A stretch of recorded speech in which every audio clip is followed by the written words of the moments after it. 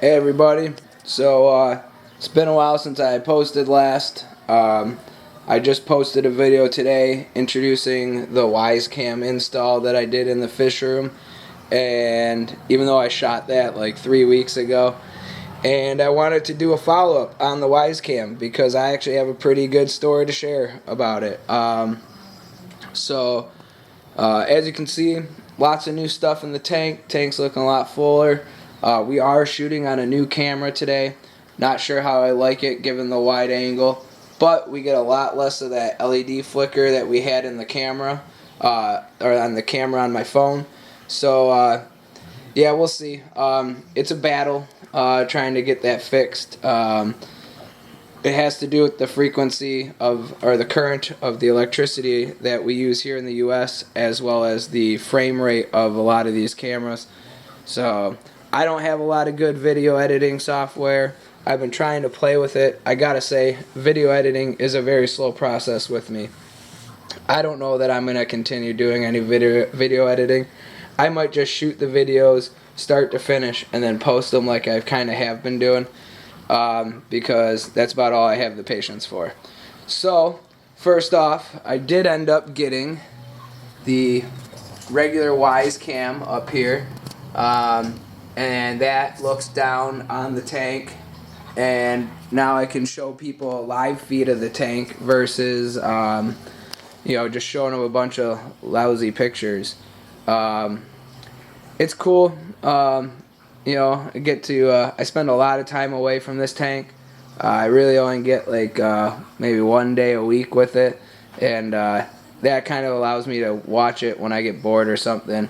Yeah, so let's get to the story here of how the Wyze Cam Pan saved my system. Alright, so we all know that we got this I put this in for a trip to Colorado about a month ago, and I needed it fast. I put it up, and I go to Colorado, and sure enough, Apex Fusion doesn't send me a single alarm the whole trip, which is great. I did check in on the camera a couple times just for my own amusement, checked the system, made sure I wasn't running out of top-off water, all that good stuff.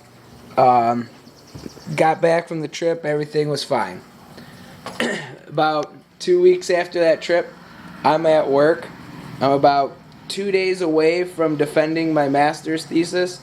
Got a lot on my plate, and I get an alarm. The auto top off had an alarm. And for any of you who use Apex Fusion, we know that it'll tell you that the auto top off has an alarm and has switched to off, but it won't tell you what that is, right? Like, why did it trip? So I log on to the Wyze cam, and I start off by looking at, well, how full is the top-off chamber? Well, it seems to be right at the sensor. Everything's good. Alright. The water level in the refugium seems pretty normal. The skimmer cup over there is not overflowing. And then I panned over here to where I keep my filter sock, and I could see water just gushing over the edge. And so it's a felt filter sock. I only use it like after I do maintenance stuff. It was left in during that time. And normally I keep it pretty down low in there so that when it gets clogged and it overflows, it just overflows into the sump and no big deal. But for some reason that time it was hiked all the way up to the rim of the tank here. And therefore, when the filter sock got backed up, water was just spilling over. And I do have a leak detector over here, but it's a good 5 feet away, so that didn't help. We have these little wire management tracks here. They do kind of pond the water a little bit. There's only a little small space where they can get through. There is a floor drain over here too. So luckily water spilling over here, floor drains right there, that also kind of allowed the water to never make it to the leak detector. So had I not had the Wyze cam, I probably would have just turned the auto top off back on, and I gotta say, it was another 2 days before I was able to get back here. So when I saw what was going on, I went on Apex Fusion. I turned the return pump off. The flooding stopped, and then to stop the flooding, it was probably less than 2 minutes. I got the alarm, logged into the Wyze cam, found the problem, logged into Apex Fusion, shut off the return pump. Lost about 3 to 4 gallons of water.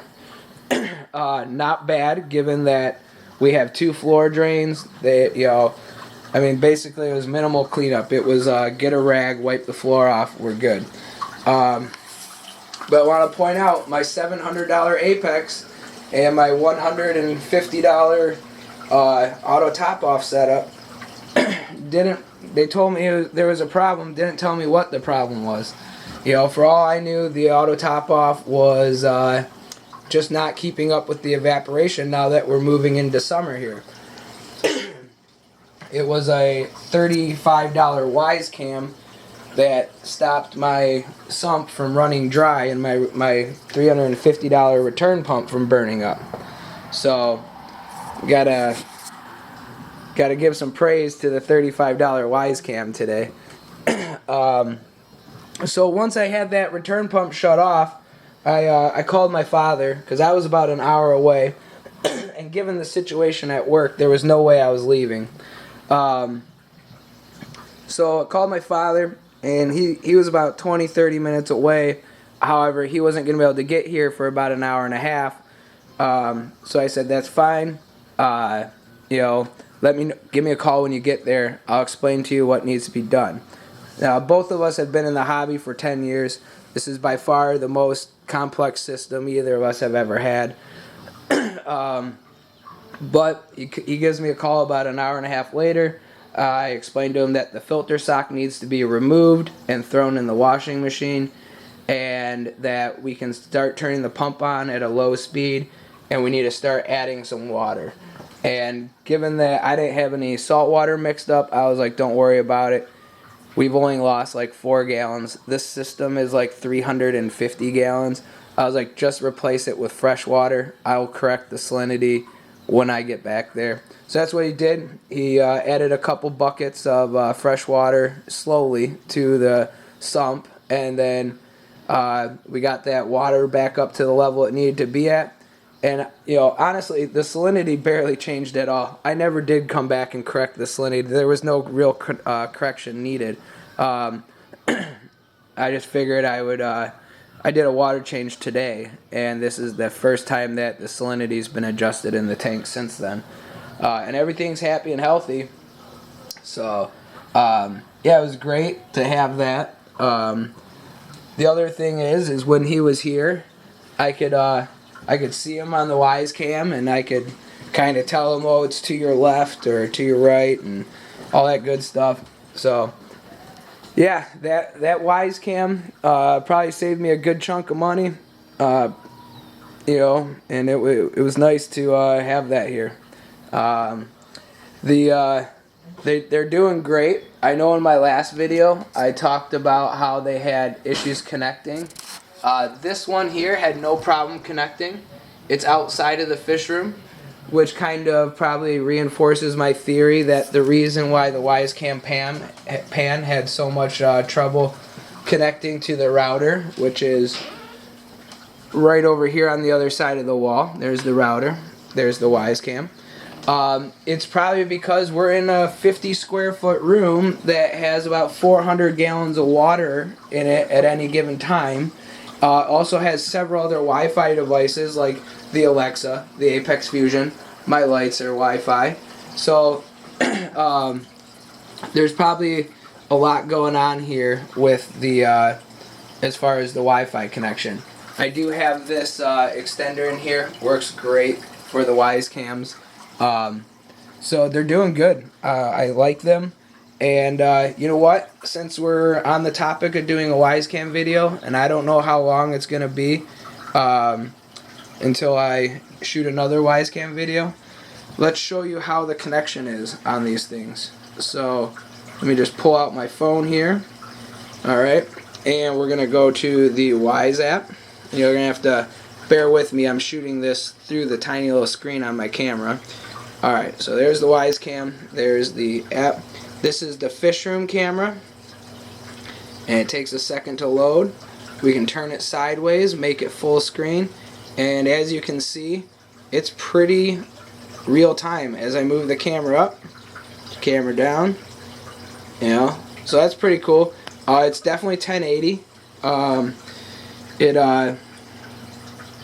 Sorry. It's definitely 1080p. It's pretty clear. I'm trying to see if I can show you how clear. I have no idea how this is showing up on the screen for you guys, but I just hope that it's showing up as clear as I see it on my phone screen. Like I said, it's about 4 feet over there. I could see water spilling over my over the edge of my sump, and it was a live feed. So they have playback modes. They have time lapse, which is really cool.